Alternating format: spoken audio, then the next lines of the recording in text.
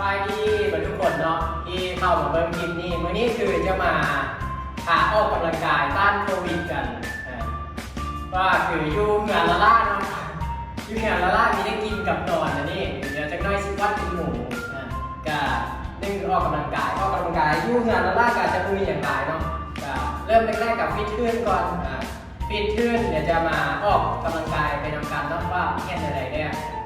มาเริ่มเป็นแบบมื้อนี้เป็นมื้อที่3เราเลยมาอัดคลิปให้เบิ่งเริ่มกันเลยถ้าที่จะง่ายๆจะลิ้นตัวข้างบนคือสำหรับมือใหม่ที่แบบก็เริ่มใหม่ๆยังไงเนี่ยจะลิ้นก่อนเลย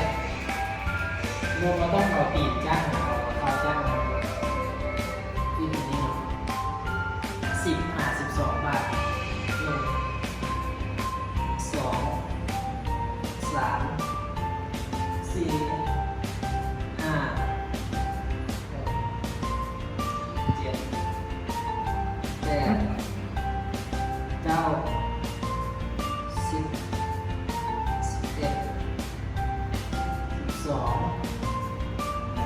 10 บาทครับ10 บาท4 เซต2 3 4 5 6 7 8 9 10 4 เซตเนาะพักประมาณ10 วิก็ได้หรือว่า15 วินะครับติดต่อถ้าแบบพักโดนลายเนี่ยจะน้อยมันสิให้แขนของล่า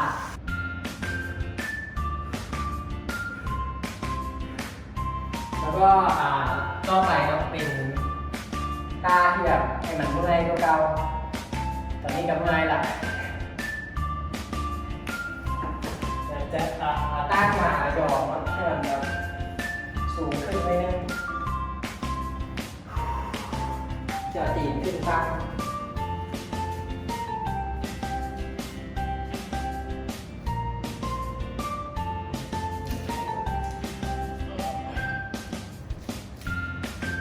ท่านี้เนี่ยจะเมื่อยหลาย10 บาท4 เซตที่ไหน1 2 3 4 5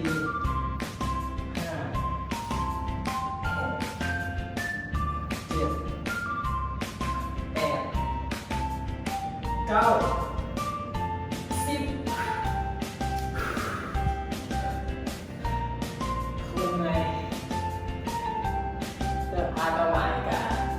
คือสำหรับมือไม่ก็อยากให้เล่นปัจจัย5นี่คือจะให้เอามามี2 อันจุ่มกันจุ่มกันมันจะไม่ใช่แนวขาก็10 บาท4 เซตคือกันเนาะ1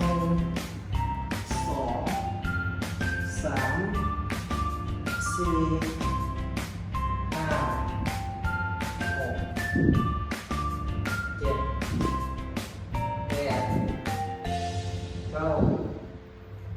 10 โอเค